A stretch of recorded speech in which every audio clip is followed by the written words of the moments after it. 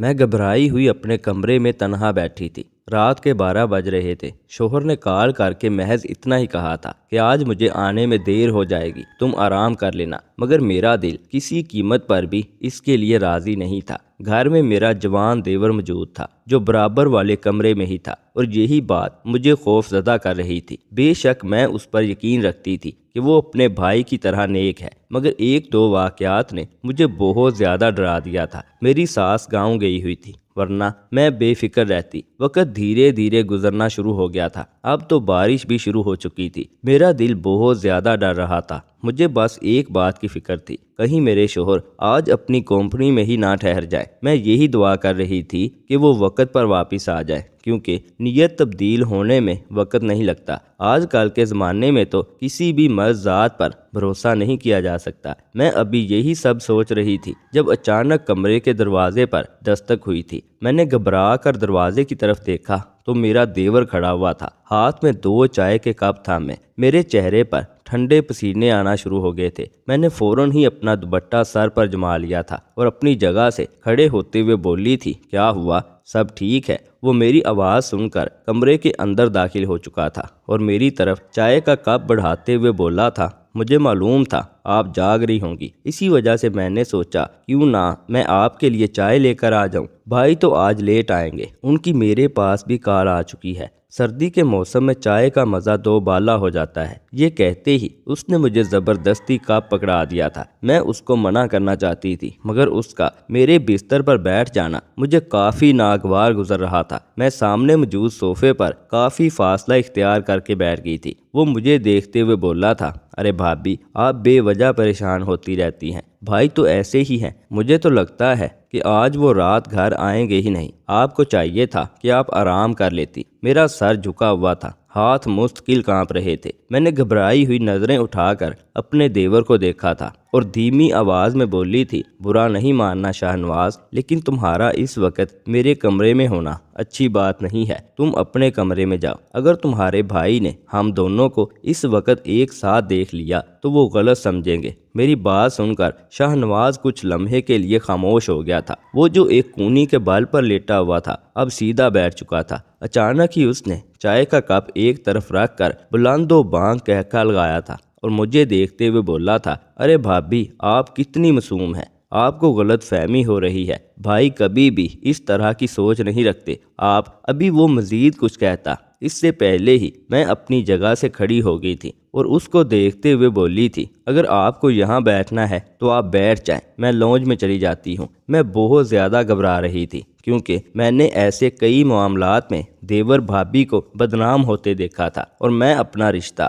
کسی قیمت پر بھی خراب نہیں کر سکتی تھی۔ میں ایک چھوٹے سے گھرانے کی لڑکی تھی، جہاں پر ہمیشہ بیٹیوں کو یہی سبق دیا جاتا ہے کہ اپنا گھر ہر قیمت پر بسانا۔ تمہاری طرف سے ہمیں کوئی شکایت نہیں چاہیے۔ یہی وجہ تھی کہ میں حد سے زیادہ ہلکان ہو گئی تھی اور خاموشی سے کمرے سے باہر جانے لگی تھی، جب شاہ نواز فوراً اپنی جگہ سے کھڑا ہو گیا تھا اور مجھے دیکھتے ہوئے بولا تھا، نہیں بھابی، آپ پریشان نہ ہو، آپ اندر سے دروازہ اچھی طرح بند کر لیں اور آرام کریں۔ اگر بھائی رات دیر سے بھی آئے تو میں دروازہ کھول دوں گا اور وہ میرے کمرے میں آرام کر لیں گے، آپ پریشان نہ ہو۔ یہ کہتے ہی وہ کمرے سے باہر چلا گیا تھا۔ میں جانتی تھی وہ ناراض ہو چکا ہے اور اس بات کی بھی مجھے اب فکر ستانے لگی تھی کہ کہیں وہ میرے شوہر کو الٹی سیدھی بات نہ کہہ دے، مگر فی الحال اس کے جاتے ہی میں نے کمرے کا دروازہ اندر سے بند کر لیا تھا اور سہمی ہوئی صوفے پر بیٹھ گئی تھی۔ مجھے اب بھی بہت زیادہ گھبراہٹ ہو رہی تھی، کیونکہ مجھے نہیں معلوم تھا کہ میرے شوہر کس وقت تک آئیں گے۔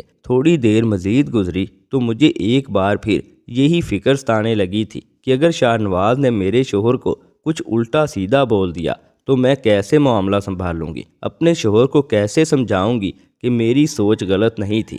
بس میں خیالات کے پیش نظر تمام معاملات کو دیکھ رہی تھی۔ کافی دیر میں اسی بارے میں سوچتی رہی تھی۔ چائے پر طے جم چکی تھی، جسے میں نے دیکھنا بھی گوارا نہیں کیا تھا۔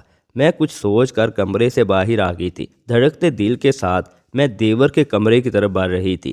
میں جانتی تھی کہ میں غلط کر رہی ہوں۔ ایک لمحے کے لیے میرے دل میں یہ خیال بھی آیا تھا کہ صبح سویرے جا کر دیور سے معافی مانگ لوں گی، لیکن اس بات کا بھی خوف تھا کہ اگر رات میں ہی میرے شوہر آ گئے اور میرے دیور نے کوئی الٹی سیدھی بات ان سے بولی تو نہ جانے گھر میں کون سا کوہرام برپا ہوگا۔ اسی لیے میں نے حالات کے پیش نظر تمام کام ابھی سلجھا لینے میں ہی عافیت جانی تھی، مگر میں نہیں جانتی تھی کہ میری یہی غلطی میرے گلے کا توق بن جائے گی اور ساری زندگی میری ذات پر ایک دبا رہ جائے گا۔ میں نے ہمت کر کے دروازے پر دستک دی تھی، لیکن کافی دیر گزر جانے کے بعد بھی جواب موصول نہیں ہوا تھا۔ مجھے یہی گمان ہوا کہ شاید میرا دیور سو چکا ہے، مگر جاتے جاتے میں نے ایک بار پھر اس کے دروازے پر دستک دی تھی۔ دوسری دستک پر کمرے کے اندر سے دیور کی آواز آئی تھی، کون ہے؟ ایک لمحے کے لیے میرا دل دھڑکنا بھول گیا تھا۔ مجھے نہ جاننے کیوں یہاں آ کر غلطی محسوس ہو رہی تھی، مگر پھر میں نے تمام باتوں کو جھٹک دیا تھا اور بلند آواز میں بولی تھی، میں ہوں شاہ نواز، تمہاری بھابھی۔ یہ کہنے کی دیر تھی کہ دروازہ جھٹ سے کھول دیا گیا تھا، مگر جب میں نے اس کے چہرے کی طرف دیکھا تو مجھے واضح طور پر ایک ڈر محسوس ہوا تھا۔ اس کی آنکھیں لال ہو رہی تھی اور ہاتھ میں بھی کچھ موجود تھا جو وہ پیٹھ کے پیچھے چھپا کر کھڑا ہوا تھا۔ میں اس کو دیکھتے ہوئے بولی تھی، تم ٹھیک ہو شاہ نواز؟ اس نے سر کو ہلکی جنبش دی تھی اور مجھے دیکھتے ہوئے بولا تھا، بولے کوئی کام ہے؟ اس کا لہجہ لڑکھڑا رہا تھا، اس سے کھڑا بھی نہیں ہوا جا رہا تھا۔ اس کے چہرے سے ہی معلوم ہو رہا تھا کہ وہ کچھ کر رہا تھا۔ میں اپنی بات تو بھول چکی تھی اور اس کو دیکھتے ہوئے بولی تھی، تم کیا کر رہے تھے؟ تمہاری آنکھیں لال کیوں ہو رہی ہیں؟ نہ جاننے کیوں مجھے اس کو دیکھ کر وحشت محسوس ہوئی تھی۔ چند لمحے کے لیے اس نے میرا چہرہ دیکھا تھا اور پھر اچانک اس نے میرا ہاتھ تھام لیا تھا۔ میں بری طرح سہم چکی تھی۔ ابھی میں اسے کچھ کہتی اس سے پہلے ہی وہ مجھے کمرے کے اندر گھسیٹ چکا تھا، اور جیسے ہی میری نگاہ سامنے والی میز پر گئی تو میرے قدموں تلے سے زمین نکل گئی تھی۔ میں نے خواب میں بھی تصور نہیں کیا تھا کہ میرا دیور ایسی گری ہوئی حرکت گھر کے اندر کرے گا۔ میں بے یقین نگاہوں سے شاہ نواز کو دیکھ رہی تھی۔ میرا دل کیا کہ میں اس کے چہرے پر ایک زناٹے دار تھپڑ ماروں تاکہ اس کی عقل ٹھکانے آ جائے۔ اتنے شریف گھرانے کا ہو کر وہ اتنی گھنونی حرکت کر سکتا تھا۔ میں ابھی کچھ کہتی اس سے پہلے ہی اس نے میری کمر میں ہاتھ ڈالا تھا۔ ابھی وہ کوئی غیر اخلاقی حرکت کرتا اس سے پہلے ہی میں نے ایک زناٹے دار تھپڑ اس کے منہ پر رسید کیا تھا اور اس کا گریبان تھامتے ہوئے بولی تھی، شرم آنی چاہیے تمہیں بغیرت انسان۔ تمہارا بھائی اور تمہاری ماں کتنی محنت سے تمہیں تعلیم دلا رہے ہیں اور تم اتنی گھٹیا حرکت گھر کے اندر کر رہے ہو۔ میرا بس نہیں چل رہا تھا کہ میں ابھی کے ابھی اسے زمین میں گاڑ دیتی، لیکن شاید مجھ میں اتنی ہمت اور طاقت نہیں تھی، کیونکہ میں ایک صنف نازک تھی اور وہ ایک کٹھور مرد۔ اچانک ہی اس نے میرا بازو تھام کر مجھے دیوار سے پن کر دیا تھا اور میرے دائیں بائیں ہاتھ رکھتے ہوئے میری آنکھوں میں دیکھتے ہوئے بولا تھا، بکواس کرنے کی میرے سامنے ضرورت نہیں ہے۔ اگر تم نے اپنی زبان کھولی تو میں تمہاری جان حلق سے نکال لوں گا۔ ابھی تم مجھے جانتی نہیں ہو کہ میں کون ہوں۔ اس کی حالت کے پیش نظر اس وقت میں نے اس سے دوری ہی اختیار کرنے کے بارے میں سوچا تھا، کیونکہ ابھی وہ مجھے اپنے ہوش و حواس میں نہیں لگ رہا تھا۔ میں اس کو دیکھتے ہوئے بولی تھی، ہاتھ ہٹاؤ، مجھے اپنے کمرے کے اندر جانا ہے۔ میں تم جیسے واہیات شخص سے بات کرنا بھی اپنی توہین سمجھتی ہوں۔ یہ کہتے ہی میں اس کے بغل سے نکلنے لگی تو اس نے ایک بار پھر مجھے دیوار سے پن کر دیا تھا اور مجھے دیکھتے ہوئے بولا تھا، اگر مجھ سے دوری ہی بنانی تھی تو پھر میرے کمرے کے اندر آئی کیوں تھی؟ تم خود گندا ذہن رکھتی ہو، تمہارے دل میں چور ہے۔ اس کی باتیں سن کر مجھے اپنے رونگٹے کھڑے ہوتے ہوئے محسوس ہو رہے تھے۔ میرا دل چاہ رہا تھا کہ میں ایک بار پھر اس کے منہ پر ایک تھپڑ رسید کروں، لیکن اس بار میں نے یہ کرنے کی جرت نہیں کی تھی، کیونکہ اگر وہ شخص خون خوار ہو جاتا اور مجھ پر ہی ہاتھ اٹھا دیتا تو میں کیا کرتی؟ ویسے بھی اس کی اور میرے علاوہ گھر میں کوئی بھی موجود نہیں تھا۔ میں نے ایک نظر دروازے پر ڈالی تھی، اس کے کمرے کا دروازہ ابھی تک کھلا ہوا تھا۔ میں نے دل ہی دل میں اللہ کا نام لیا تھا اور اسے زوردار طریقے سے دھکا مارا تھا اور بھاگنے والے انداز میں اس کے کمرے سے نکل کر اپنے کمرے کی طرف دوڑ گئی تھی۔ وہ بھی میرے پیچھے ہی آیا تھا، مگر میں فوراً اپنے کمرے کے اندر گھس کر دروازہ اندر سے بند کر چکی تھی، مگر اس ناہنجار نے فوراً ہی اپنا پاؤں دروازے کے ساتھ اڑا دیا تھا۔ میرا دل بہت زور زور سے دھڑک رہا تھا، ماتھے پر ٹھنڈے پسینے آ رہے تھے، دل ایسے ہو رہا تھا جیسے ابھی بند ہو جائے گا، مگر میں نے ہمت نہیں ہاری تھی، کیونکہ میں سمجھ گئی تھی کہ اگر میں ہمت ہار گئی تو آج میں اپنی عزت گنوا بیٹھوں گی۔ اسی لیے میں نے فوراً اس کے پاؤں پر اپنا پاؤں مارا تھا، جس کی وجہ سے وہ بری طرح سے چلایا تھا، اور اس وقت میں نے موقع کا فائدہ اٹھا کر دروازہ بند کر دیا تھا اور گہری گہری سانس لینے لگی تھی۔ میری آنکھوں میں آنسو آ گئے تھے۔ یہ کیسی مشکل گھڑی مجھ پر آئی تھی۔ میں وہیں زمین پر بیٹھتی چلی گئی تھی، دل خون کے آنسو رو رہا تھا۔ میرا دل کیا کہ میں ابھی فوراً اپنے شوہر کو فون کر کے اس بارے میں اطلاع دوں، لیکن جب میں نے باہر کی طرف دیکھا تو بارش اتنے زور و شور سے ہو رہی تھی کہ میں نے چپ رہنے میں ہی عافیت جانی تھی۔ میں نے ایک بار پھر دروازہ اچھے سے بند کیا تھا اور کمبل میں آ کر بیٹھ گئی تھی۔ میری شادی میرے ماں باپ کی پسند سے ہوئی تھی۔ میں گاؤں کی ہی رہنے والی لڑکی تھی۔ میرے بابا ایک معمولی سے کسان تھے۔ ایک شادی میں ہی میری ساس نے مجھے پسند کیا تھا اور اپنے بڑے بیٹے سے بیاہ کر مجھے شہر لے آئی تھی۔ شروع میں تو مجھے یہاں کے طور طریقے بالکل پسند نہیں آ رہے تھے، کیونکہ ہم بہت سادہ طبیعت کے لوگ تھے۔ یہاں کا رہن سہن بھی بہت مختلف تھا، مگر دھیرے دھیرے مجھے عادت ہونا شروع ہو گئی تھی۔ شروع میں میرے شوہر بھی میرے ساتھ زیادہ اچھا برتاؤ نہیں کرتے تھے۔ ان کا زیادہ تر رجحان اپنے خاندان پر ہی ہوتا تھا، اور اس بات سے مجھے کوئی اعتراض نہیں تھا، کیونکہ میں گھریلو لڑکی تھی۔ مجھے معلوم تھا کہ سسرالی ہمیشہ ایسے ہی ہوتے ہیں، شوہر بھی شروعات میں ایسے ہی ہوتے ہیں۔ اگر گھر کے اندر اپنے قدم جمانے ہیں تو سب کی خدمت کرنی ہی پڑے گی، اپنے لب سی کے ہی رکھنے پڑیں گے، اور میں نے ایسا ہی کیا تھا۔ وقت گزرتا گیا اور میرے شوہر میرے گرویدہ ہو گئے تھے۔ آج میری شادی کو پورا 1 سال گزر چکا ہے، لیکن اس 1 سال کے درمیان میں نے کبھی بھی اپنے دیور سے ہنسی مذاق نہیں کیا تھا۔ اکثر وہ کوشش کرتا تھا مجھ سے فرینک ہونے کی، مجھ سے باتیں کرنے کی، مگر میں ہمیشہ دوری بنائے رکھتی تھی۔ میں نے سن رکھا تھا کہ دیور اور بھابھی کا رشتہ آگ کا رشتہ ہوتا ہے، اس میں جتنی دوری بنائی جائے اتنا ہی بہتر ہوتا ہے۔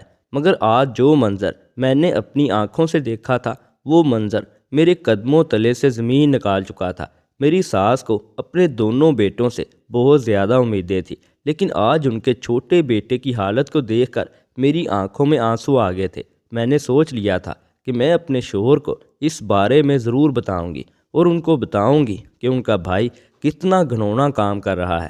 مگر مجھے معلوم ہی نہیں تھا کہ میرے لیے صبح کیا شامت آنے والی ہے، کتنی بڑی آزمائی سے میں گزرنے والی ہوں۔ رات قطرہ قطرہ کر کے پگھلتی چلی گئی تھی، مگر اس منظر کی وجہ سے مجھے ایک لمحے بھی نیند نہیں آئی تھی۔ صبح فجر کے وقت میری آنکھ لگی تھی، مگر جیسے ہی اذان ہوئی میرا دروازہ کسی نے زور زور سے پیٹنا شروع کر دیا تھا۔ میں ایک بار پھر سہم چکی تھی، میری تو آواز بھی برآمد نہیں ہو رہی تھی، مگر 3-4 دستک کے بعد جیسے ہی میرے شوہر کی آواز مجھے سنائی دی تو میں نے آنکھیں بند کر کے سکون کا سانس خارج کیا تھا، کیونکہ دروازے پر کوئی اور نہیں بلکہ میرے شوہر تھے۔ میں فوراً ہی لپک کر دروازے کے پاس پہنچی تھی، مگر جیسے ہی میں نے دروازہ کھولا تو میرے شوہر نے ایک زناٹے دار تھپڑ میرے منہ پر رسید کیا تھا، جس کی تاب نہ لاتے ہوئے میں اسی پل ہی زمین بوس ہو گئی تھی۔ میرا سر ساتھ والی ٹرالی سے ٹکراتا، مگر بروقت میرے شوہر نے فوراً ہی میرا بازو تھام لیا تھا، جس کی وجہ سے میں زخمی ہوتے ہوتے رہ گئی تھی۔ وہ مجھے کھڑا کرتے ہوئے بولے تھے، مجھے تم سے اتنی گھٹیا حرکت کی امید نہیں تھی رومانہ۔ میں تمہیں اپنا سب کچھ مانتا تھا، لیکن تم نے مجھے کہیں کمی نہیں چھوڑا۔ میں نے تمہیں پیار دینے میں کیا کمی چھوڑی تھی جو تم نے اتنی گھٹیا حرکت کر ڈالی؟ جبکہ میں ان کی بات سن کر پھٹی پھٹی نگاہوں سے انہیں دیکھنے لگی تھی کہ وہ کیا بول رہے ہیں۔ میں ابھی کچھ کہتی اس سے پہلے ہی انہوں نے ایک بار پھر میرے منہ پر تھپڑ مارا تھا اور مجھے دھکا دیتے ہوئے بولے تھے، میں تمہارے ساتھ کسی قیمت پر بھی اب گزارا نہیں کروں گا، میں تمہیں طلاق دے دوں گا، کیونکہ تم اس قابل نہیں ہو کہ میں تمہارے ساتھ زندگی گزار سکوں۔ مرد بدصورت بیوی برداشت کر سکتا ہے، بد اخلاق بیوی برداشت کر سکتا ہے، مگر بد کردار بیوی نہیں۔ مگر میں تمہیں اتنی آسانی سے معاف بھی نہیں کروں گا۔ تمہیں پورے گھر میں بدنام نہ کر دیا تو میرا نام بھی احتشام نہیں۔ ان کی بات سن کر مجھ پر سختہ طاری ہو گیا تھا۔ طلاق کا الفاظ ایسا لگتا تھا جیسے کوئی جوتا ہو۔ میں فوراً اپنی جگہ سے کھڑی ہو گئی تھی اور اپنے شوہر کو دیکھتے ہوئے ہمت کر کے بولی تھی، کیا ہو گیا ہے آپ کو؟ آپ اس طرح کی باتیں کیوں کر رہے ہیں؟ میری آواز لرز گئی تھی، ایسا لگتا تھا جیسے میری جان نکلنے کے در پہ آ چکی ہو۔ وہ مجھے دیکھتے ہوئے بولے تھے، کیوں؟ سچ سننے میں تکلیف ہو رہی ہے؟ تم ایک گھٹیا عورت ہو جس نے میرے بھائی تک کو بھی نہیں چھوڑا، جو تمہیں اپنی بڑی بہن مانتا ہے۔ اپنے شوہر کی بات سن کر میری آنکھیں پھٹی کی پھٹی رہ گئی تھی۔ میں کچھ کہتی اس سے پہلے ہی وہ میرے کمرے کا دروازہ زور سے بند کر کے کمرے سے باہر نکل گئے تھے۔ میرا دل تو دھڑکنا ہی بھول گیا تھا۔ میرے دیور نے ایسا میرے شوہر سے کیا بول دیا تھا جو وہ اتنی گھٹیا بات میرے بارے میں کر رہے تھے؟ یقیناً اس نے اپنا سچ چھپانے کے چکر میں مجھ پر الزام لگا دیا تھا، لیکن میں نے بھی سوچ لیا تھا کہ میں مر جاؤں گی لیکن سچ سامنے لائے بغیر نہیں رہوں گی۔ میں فوراً کمرے سے باہر آئی تو وہ دونوں بھائی ہی گھر سے باہر چلے گئے تھے۔ میں وہیں سر تھام کر بیٹھ چکی تھی۔ مجھے کچھ سمجھ نہیں آ رہا تھا کہ میں کیا کروں۔ اگر میرے شوہر نے مجھے طلاق دے دی تو میں کہاں جاؤں گی؟ میں کس کے در پر جا کر اپنا دکھ بیان کروں گی؟ یہی سوچ کر میرا دل بند ہونے کے قریب آ گیا تھا۔ میں نے اپنی سانس اندر کھینچی تھی۔ میں فوراً اپنی جگہ سے کھڑی ہوئی تھی اور کمرے میں آ کر وضو کیا تھا۔ جائے نماز لے کر میں اللہ کے سامنے سجدہ ریز ہو گئی تھی۔ اس وقت صرف اور صرف مجھے اپنا ساتھی میرا رب نظر آ رہا تھا۔ محض ایک رات میں میری پوری کایا پلٹ چکی تھی اور مجھے کچھ سمجھ نہیں آ رہا تھا کہ میں کیا کروں۔ زندگی بھر کے لیے یہ ایک بہت بڑی رسوائی تھی۔ کافی دیر تک میں اللہ تعالیٰ کے آگے سجدہ ریز ہو کر روتی رہی تھی، اور پھر میں نے اپنا موبائل اٹھا کر اپنے شوہر کو فون لگایا تھا۔ پہلی بیل، دوسری بیل اور تیسری بیل پر انہوں نے میری کال ریسیو کر لی تھی اور وہ غصے سے گرا کر بولے تھے، کیوں پریشان کر رہی ہو مجھے؟ سمجھ نہیں آ رہا کہ میں تمہارا فون نہیں اٹھانا چاہتا؟ تم ایک گھٹیا عورت ہو اور میں گھٹیا عورت سے کبھی بات نہیں کروں گا۔ ان کی بات سن کر میں چیخ پڑی تھی اور تڑپ کر بولی تھی، گھٹیا میں نہیں، گھٹیا آپ کا بھائی ہے جس نے مجھ پر الزام لگایا ہے۔ خدا کے عذاب سے ڈریں۔ آپ کیوں میرے دامن پر کچڑ اچھال رہے ہیں؟ آپ کہاں پر ہیں؟ میرے سامنے آئیں، مجھ سے بات کریں۔ اس طرح سے الزام لگا کر دوسرے کو صفائی کا موقع نہ دینے والے اللہ کے نزدیک اچھے لوگ نہیں ہوتے۔ معاشرہ اور قانون بھی ہر ایک کو صفائی کا موقع دیتا ہے، لیکن آپ نے تو مجھے وہ موقع بھی نہیں دیا۔ میں تڑپ کر بولی تھی۔ میری بات سن کر میرے شوہر خاموش ہو گئے تھے، جبکہ میں سسکیوں سے رو رہی تھی۔ چند لمحے گزرے تھے اور پھر ان کی آوازیں سپیکر سے برآمد ہوئی تھی، میں 10 منٹ میں گھر پہنچ رہا ہوں، اپنا سامان باندھ کر رکھنا۔ اگر تمہارے پاس تمہاری صفائی کے لیے کوئی ٹھوس ثبوت نہ ہوا تو آج میں تمہیں اپنے آپ سے الگ کر دوں گا۔ یہ کہتے ہی انہوں نے فون بند کر دیا تھا، جبکہ میں بھی سوچ چکی تھی کہ آج جان کی بازی چلی جائے، لیکن میں بول کر رہوں گی۔ چپ رہنے سے مسئلے کے حل نہیں نکلتے۔ تھوڑی دیر بعد ہی میرے شوہر گھر آ گئے تھے۔ ان کے ساتھ ان کا بھائی بھی موجود تھا، جو ایک خفاست بری مسکراہٹ سے مجھے ہی دیکھ رہا تھا۔ میں نے خون آشام نگاہ اس کے وجود پر ڈالی تھی اور جھپٹنے والے انداز میں اس کی طرف بڑھی تھی۔ میں نے بنا سوچے سمجھے 2 تھپڑ اس کے منہ پر رسید کیے تھے اور اس کا گریبان جھنجھوڑتے ہوئے بولی تھی، اپنی کالک تم میرے منہ پر تھوپنا چاہتے ہو؟ تم کیا سمجھے کہ میں معصوم ہوں تو خاموش رہوں گی؟ میں اپنی جان دے دوں گی لیکن اپنی کردار کشی ہونے نہیں دوں گی۔ یہ کہتے ہی میں نے اپنے شوہر کی جانب دیکھا تھا اور ان کا ہاتھ تھام کر میں اپنے دیور کے کمرے کے اندر لے آئی تھی۔ میز پر نگاہ ڈالی تو وہاں پر وہ سامان موجود نہیں تھا جو میں نے رات میں دیکھا تھا۔ میں فوراً ہی اپنے شوہر کی طرف مڑی تھی۔ بے شک میں گاؤں میں رہی تھی، لیکن میں نے بھی تعلیم حاصل کی تھی۔ میں اپنے شوہر کو دیکھتے ہوئے بولی، اس شخص نے جو گھٹیا الزام مجھ پر لگایا ہے، اس کا جواب صرف اتنا ہے کہ یہ اپنا گناہ چھپانے کے لیے مجھ پر الزام لگا رہا ہے۔ کل رات یہ یہاں بیٹھ کر ڈرگز لے رہا تھا، اور اگر آپ کو یقین نہیں ہے تو آپ اس کا ابھی کے ابھی میڈیکل چیک اپ کروائیں۔ ابھی آپ کو معلوم ہو جائے گا کہ میں جھوٹ نہیں سچ بول رہی ہوں۔ جبکہ میرے شوہر بے یقین نگاہوں سے اپنے بھائی کو دیکھنے لگے تھے۔ یقیناً میرے دیور کو لگ رہا تھا کہ میرے پاس واقعی کوئی ثبوت نہیں ہوگا اور وہ مجھے بدنام کر دے گا۔ اگر وہ مجھ سے سفارش کر لیتا، اپنی غلطی کی تلافی کر لیتا، تو میں کبھی بھی اس کی ایک بات بھی اپنے شوہر کو نہ بتاتی، بلکہ اس کو سمجھاتی کہ جو تم کر رہے ہو وہ غلط ہے۔ لیکن جب اس نے میری کردار کشی کی، مجھ پر تہمت لگائی کہ میں اس کے کمرے میں رات کو گئی تھی اور اس کے ساتھ غلط کاری کرنے کی کوشش کی تھی، تو یہ بات مجھ سے برداشت نہیں ہوئی تھی۔ میرے شوہر میرے دیور کو دیکھتے ہوئے بولے تھے، کیا بول رہی ہے تمہاری بھابھی؟ کیا مطلب ہے تمہاری بات کا؟ چند لمحے وہ خاموش رہا تھا اور پھر وہ بولا تھا، جھوٹ بول رہی ہیں یہ، ان کے پاس کوئی ثبوت نہیں ہے۔ جب میرے شوہر میرے دیور کی بات سن کر بولے تھے، اگر کوئی ثبوت نہیں ہے تو تم میڈیکل چیک اپ کروا لو، ابھی دودھ کا دودھ پانی کا پانی ہو جائے گا کہ کون جھوٹ بول رہا ہے اور کون سچ۔ میری آنکھوں سے تواتر آنسو بہہ رہے تھے۔ میرے شوہر کو شاید میری بات کی نزاکت کا احساس ہو گیا تھا، اسی لیے وہ خاموش ہو چکے تھے، اور پھر وہی ہوا تھا۔ اس کے لاکھ احتجاج کرنے کے باوجود میں نے صرف ایک شرط رکھی تھی کہ میڈیکل چیک اپ ہوگا، اور اگر اس میں یہ نہیں آیا کہ یہ ڈرگز نہیں لیتا تو میں آپ سے طلاق لینے کو تیار ہوں، لیکن اگر آ گیا تو پھر آپ سمجھ جانا کہ جو الزام اس نے مجھ پر لگایا ہے وہ الزام اس پر ہے۔ یہ ایک گندے کردار کا مالک ہے اور اس کی نظر میں کھوٹ ہے۔ اور پھر وہی ہوا تھا، قسمت نے میرا ساتھ دے دیا تھا، میری حاضر دماغی نے مجھے بچا لیا تھا۔ میڈیکل چیک اپ ہوتے ہی منظر عام پر یہ بات آ چکی تھی کہ میرا دیور ڈرگز لیتا ہے۔ میرے شوہر نے سب کے درمیان اسے خوب مارا تھا۔ میری ساس بھی گاؤں سے واپس آ گئی تھی اور اس کو خوب لان تان کی گئی تھی، اور میرے شوہر نے بھی مجھ سے معافی مانگی تھی کہ ساری غلطی میری ہے، مجھے رات دیر تک باہر رہنا ہی نہیں چاہیے تھا، وقت پر کام سے لوٹ آنا چاہیے تھا۔